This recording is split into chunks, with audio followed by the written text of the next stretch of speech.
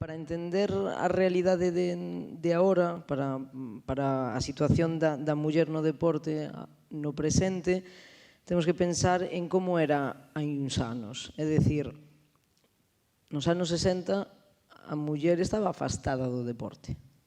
Non estaba ben visto que unha muller fixese deporte. Xa non falgo de fútbol, que fútbol xa é o deporte máis masculinizado ou masculino culturalmente, pero a muller non estaba ben visto que fixese deporte. Entón, tampouco hai tantos anos que esa era a realidade. Exacto. Entón, agora, dun día para outro, non podemos pretender cambiar todo eso. Hai un proceso, hai cambios de xeracións, hai cambios de mentalidade que precisa de un tempo.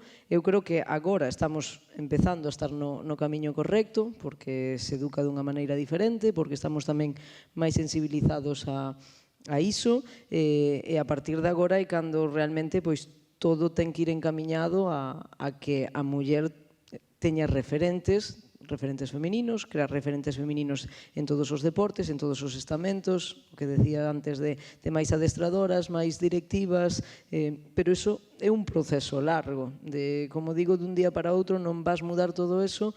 O que sí que agora temos que estar centrados en cal é o plan, cales son os obxectivos e que imos facer nestes vindeiros anos para conseguir que daqui a 10, 15, 20 anos a situación da muller no deporte sexa completamente diferente.